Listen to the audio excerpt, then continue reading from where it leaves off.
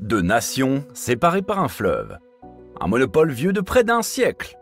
Et au cœur de cette frontière s'élève aujourd'hui une structure qui défie l'imagination. Le pont international Gordie Howe. Un colosse d'acier et de béton à 6,4 milliards de dollars qui révolutionne la façon dont le Canada et les États-Unis s'interconnectent. Bienvenue sur Gigabuild, où les défis d'ingénierie d'aujourd'hui façonnent le monde de demain. Chaque jour, plus de 3,6 milliards de dollars de marchandises traversent la frontière entre le Canada et les États-Unis. Mais c'est ici, dans ce corridor étroit entre Détroit et Windsor, que se concentre le tiers de ces échanges. Un point névralgique vital pour l'économie nord-américaine. Depuis 1929, un seul pont règne en maître sur cette traversée stratégique, le pont Ambassador. 4 voies étroites, des embouteillages constants et surtout, un détail crucial, une propriété entièrement privée. Un pont qui génère des millions de dollars de péages, mais dont les revenus ne profitent ni aux villes, ni aux infrastructures environnantes. Du côté canadien, la situation est encore plus problématique. Les camions qui quittent le pont Ambassador se retrouvent dans des rues résidentielles inadaptées, créant un cauchemar logistique quotidien pour les habitants. Pas de connexion directe aux autoroutes, pas d'infrastructures modernes pour gérer le flux incessant de véhicules. En 2022, l'impensable se produit. Des blocages paralysent le pont Ambassador, révélant brutalement la vulnérabilité d'un système qui repose sur un seul point de passage. La nécessité d'une alternative devient alors une évidence criante. C'est dans ce contexte que le pont Gordie Howe prend tout son sens. Non pas comme un simple concurrent du pont Ambassador, mais comme une réponse moderne à des défis du XXIe siècle. Qui va bien au-delà de sa fonction première de passage frontalier. Mais avant de plonger dans les détails techniques de cette merveille d'ingénierie, il faut comprendre l'ampleur du défi qui attendait les concepteurs. Car construire le plus grand pont à haubans d'Amérique du Nord n'était que la partie visible de l'iceberg. Quand on parle du pont Gordie Howe, chaque chiffre repousse les limites de ce qu'on croyait possible en matière de construction. Des chiffres qui donnent le vertige, à commencer par ces 2 tours majestueuses qui s'élèvent à 220 mètres de hauteur. Du côté canadien, cette structure devient instantanément le point culminant de Windsor, tandis que sur la rive américaine, elle se hisse fièrement comme la 2e plus haute construction de la région. Mais la véritable prouesse se trouve dans sa travée principale. Avec ses 853 mètres de portée, le pont Gordie Howe devient le pont à haubans le plus long d'Amérique du Nord. Une distance qui nécessite pas moins de 216 câbles d'acier pour supporter le tablier, chacun d'entre eux capable de soutenir le poids de plusieurs avions de ligne. La largeur du pont raconte aussi une histoire de transformation. 6 voies de circulation, 3 dans chaque direction, doublant pratiquement la capacité du pont Ambassador. Mais le véritable changement se trouve dans ce qui n'avait jamais existé auparavant, une voie dédiée aux piétons et aux cyclistes. Pour la première fois en près d'un siècle, il devient possible de traverser légalement le Detroit River à pied ou à vélo, créant un lien physique entre les 2 communautés des 2 rives. Le prix de cette ambition ? 6,4 milliards de dollars. Un chiffre qui dépasse l'entendement, mais qui prend tout son sens quand on considère la durée de vie prévue de l'ouvrage estimée à environ 125 ans. Une exigence rarement vue dans les projets de ponts modernes qui témoigne de l'engagement à long terme envers cette infrastructure cruciale. La construction elle-même est un marathon d'endurance. 11 millions d'heures de travail déjà investies. 7600 mètres de cubes de béton pour les seules fondations des tours. Des chiffres qui traduisent l'ampleur titanesque du projet, mais qui ne racontent qu'une partie de l'histoire. Car derrière ces statistiques impressionnantes se cache un défi encore plus grand. Celui de construire dans l'un des environnements les plus corrosifs d'Amérique du Nord. La proximité avec l'île Zog, une zone industrielle historique, transforme chaque défi technique en véritable casse-tête d'ingénierie. L'air, saturé de particules corrosives, menace constamment l'intégrité de la structure. Face à cette menace invisible mais omniprésente, les ingénieurs ont développé un système de protection révolutionnaire. Un revêtement tricouche conçu pour résister 40 ans dans cet environnement hostile. Une première mondiale pour un pont de cette envergure.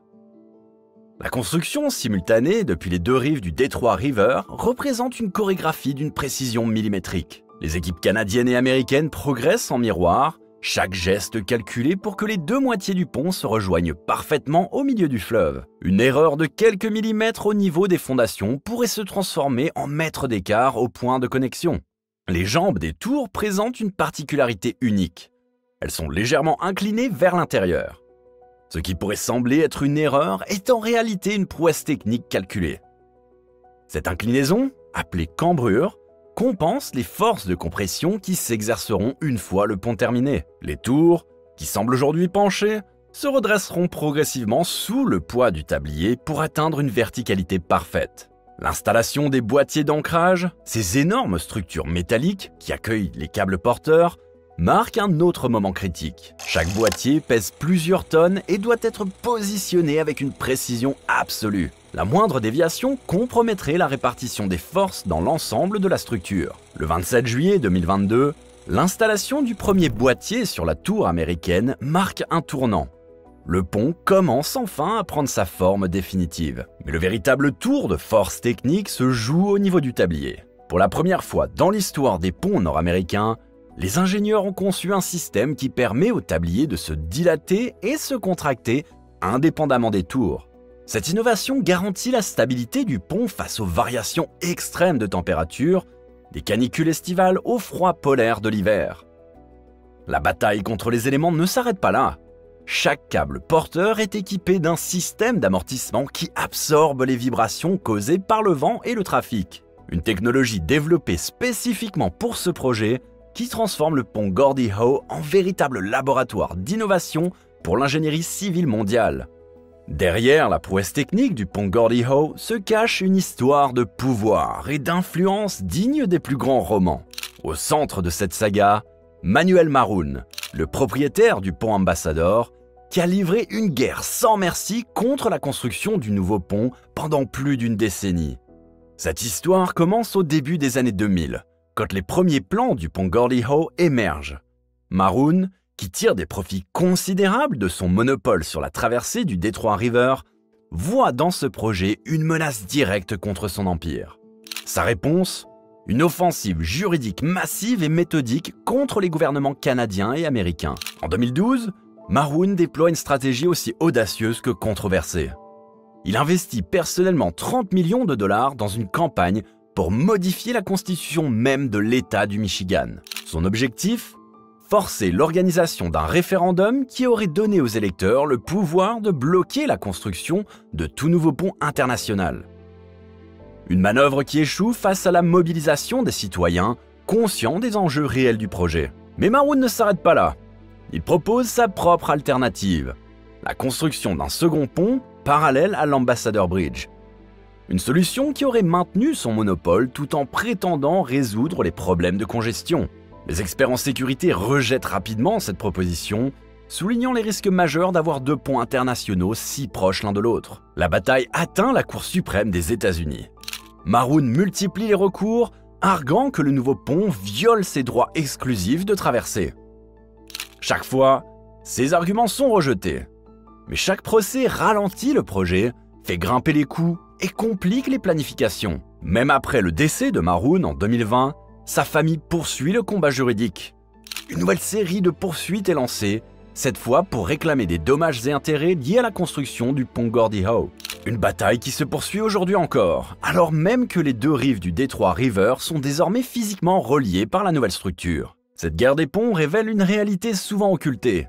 Les infrastructures internationales ne sont pas seulement des défis d'ingénierie, mais aussi des enjeux de pouvoir où s'affrontent intérêts privés et biens publics. Une leçon que le projet Gordie Howe a appris à ses dépens, mais qui n'a pas empêché sa progression inexorable vers l'achèvement. Au-delà de sa structure impressionnante, le pont Gordie Howe redéfinit les standards en matière de gestion frontalière. Fini les installations douanières improvisées dans des quartiers résidentiels.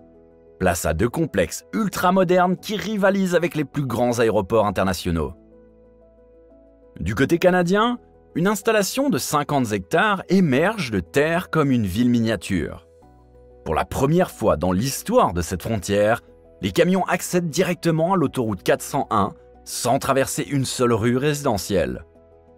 Une révolution pour les habitants de Windsor qui retrouvent enfin leur tranquillité. La rive américaine n'est pas en reste avec son complexe de 70 hectares. L'innovation majeure ? Des voies de circulation séparées pour les véhicules commerciaux et particuliers dès leur arrivée sur le site.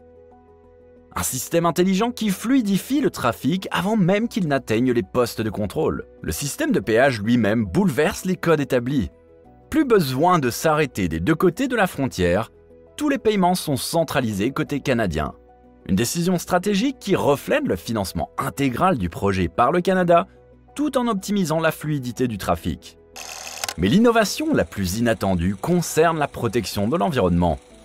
Face à la découverte d'une population de serpents de Butler, une espèce rare, dans la zone de construction, les ingénieurs ont développé un système de clôture spécial le long de l'autoroute. Ces barrières high-tech guident les reptiles vers des habitats sécurisés, transformant un obstacle potentiel en opportunité de préservation. Le résultat ? Un système intégré où chaque élément, du contrôle frontalier à la protection environnementale, fonctionne en harmonie avec les autres. Une approche qui pourrait bien devenir le nouveau standard pour les passages frontaliers du futur. D'ailleurs, les premières estimations prévoient déjà une augmentation spectaculaire du trafic. De 18 500 véhicules par jour en 2016, on passera à plus de 26 500 en 2025. Des chiffres qui justifient pleinement les innovations mises en place. Qu'en pensez-vous ? Cette nouvelle approche de la gestion frontalière pourrait-elle inspirer d'autres projets dans le monde ? Partagez votre opinion dans les commentaires et rejoignez-nous pour explorer d'autres merveilles de l'ingénierie moderne.